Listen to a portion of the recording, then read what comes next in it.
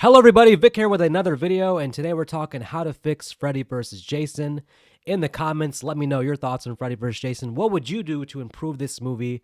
And of course, if you've not, hit the subscribe button, the like button, the thumbs up. Look, Freddy vs. Jason is one of those movies that I've always had mostly love, but a little bit of hate in terms of the relationship that I have with the movie. I saw it back in the day when it first came out after much anticipation.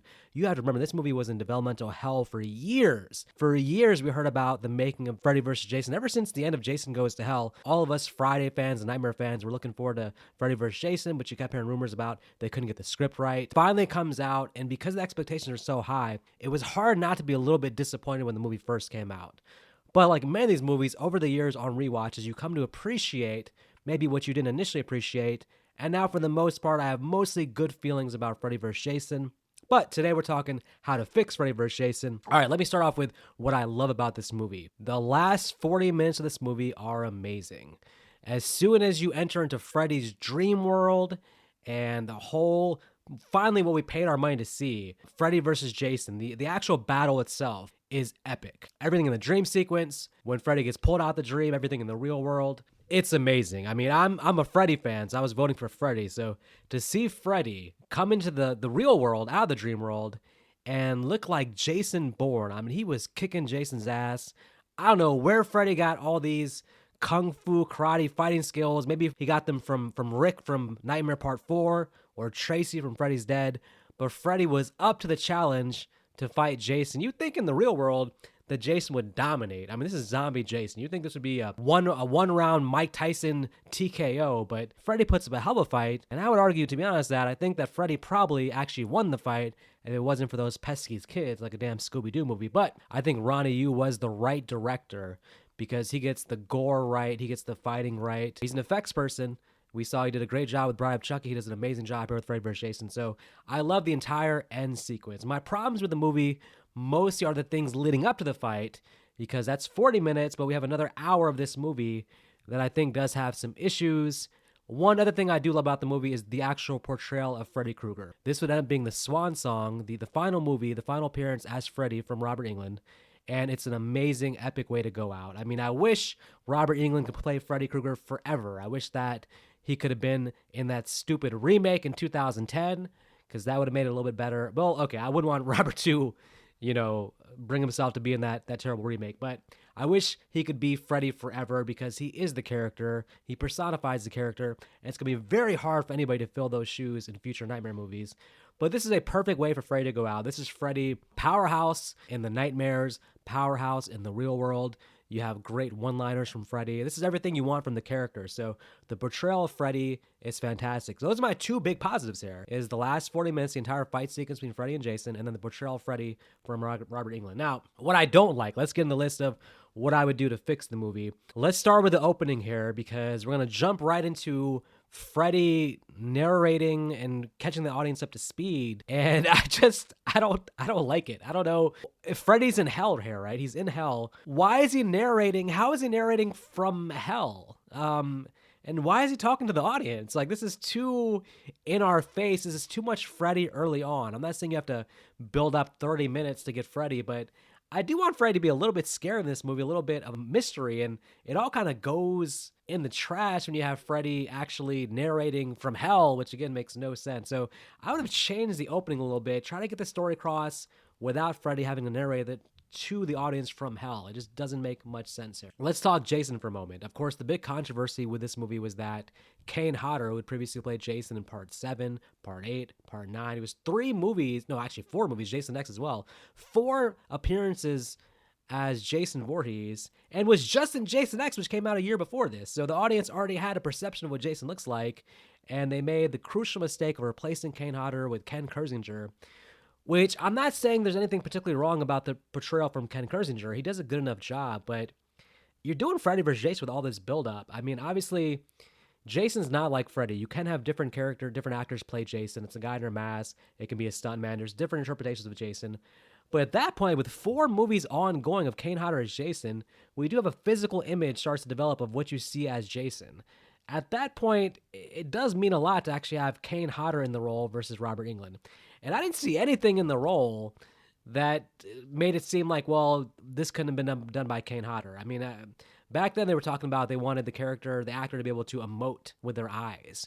There is one close up where we're zooming in on Jason's eyes, and I guess Jason being portrayed as a sympathetic figure in this movie, maybe a lot of Daniel Day-Lewis type eyes maybe was going to be a big thing for the executives, the studio executives, but there's no reason here why Kane Hodder couldn't have played Jason. And I think it's a fumble.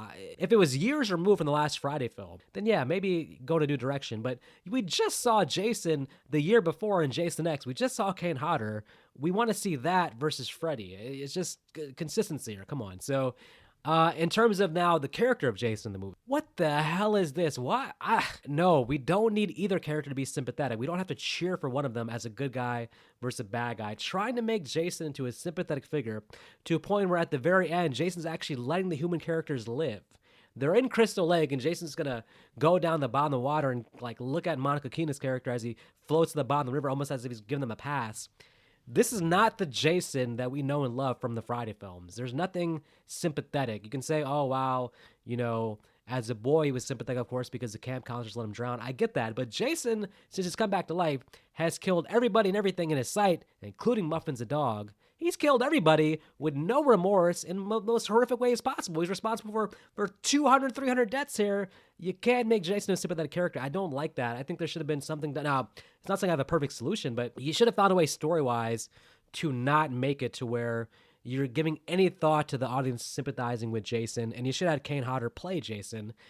And in terms of Jason being afraid of water, I've heard this explained by fans who justify this by saying that, oh, it's Jason's subconscious. His subconscious is afraid of water and they're in the dream world. I don't even think Jason's afraid of water in the subconscious. I mean, in the past Friday films, Jason is so comfortable in the water.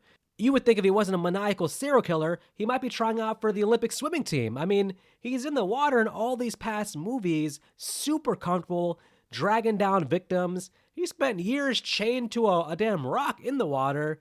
So unless this movie is like not canon with the earlier Friday films, there's no reason why Jason should look at a waterfall in any context at all and hesitate. He should walk right through the damn waterfall. I don't care if it's deep in his subconscious, and maybe you're thinking Jason needs therapy for that. It doesn't line up with the actions of the previous films. If you only watch the very first Friday 13th, and you're just going by whatever backstory of that, maybe, but I don't think so.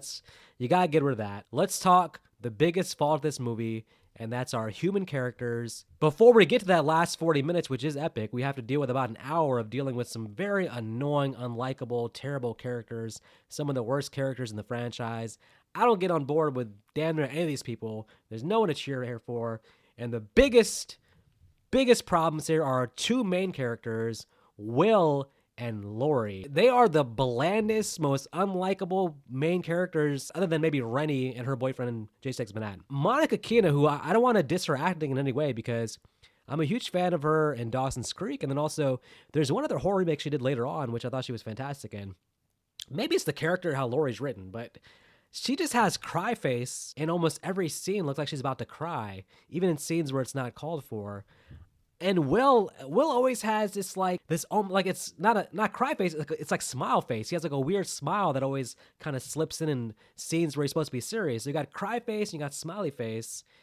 I don't buy their romantic interest at all. And you have this weird, stupid subplot about, her father thinks maybe that Will had killed her mother, or we find out that Freddy killed her mom. It's a completely unnecessary, illogical subplot that goes nowhere that we don't care about. All this stuff with them, and then you have Kelly Rowland, a supporting character who I don't think does a terrible job acting wise, but you really just don't care about Kia at all. And the one character who I would say, in my opinion, was actually a fantastic character was Will's friend, the one who gets killed by Freddy kind of mid-movie in a dream. That guy should have lasted till the end because he's a likable character. He has his backstory, his brother being killed by Freddy. When did all this happen? I don't know, because I don't know if Springwood and everything with Freddy here makes sense in terms of lining up with Freddy's dad. Let's talk about Springwood for a second, because you remember how Springwood was in Freddy's Dead, right? I mean, the place was completely destroyed, basically abandoned. All the adults had gone crazy because their kids had been killed by Freddy.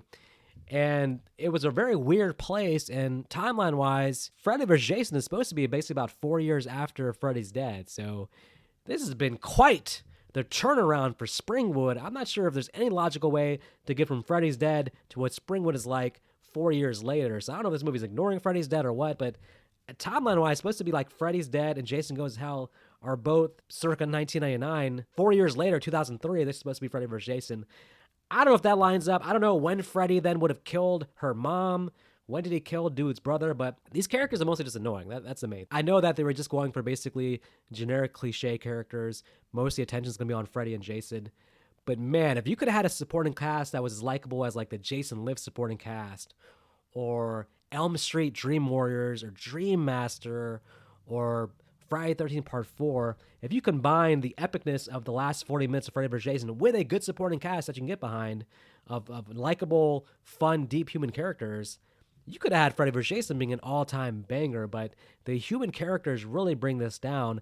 I would prefer that final fight to have no human involvement at all. It's actually kind of annoying that Freddy's whooping Jason's ass, and then here comes stupid Will and Laurie to interfere and cause a disruption there. But okay, what can we do with the characters, though, that we have? This is going to say, again, this is going to sound like I'm dissing Monica King's acting, but there's one very obvious thing I'm seeing in the movie that you could do. Catherine Isabel, who plays Gibbs in the movie, who's, one of the early deaths in the middle of the movie. Catherine Isabel's a fantastic horror actress. She's damn near a scream queen. If you look at her filmography, she's been in several horror films.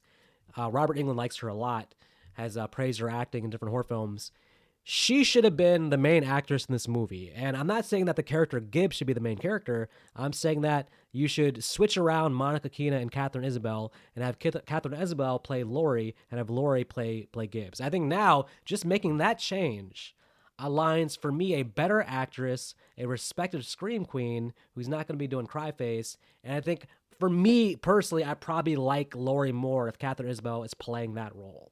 So that's one quick fix that I would do there. And listen, you got to get rid of the entire storyline about Freddy killing Laurie's mom and that stupid subplot. None of that stuff really matters. Nobody cares about that. Get rid of all that stuff.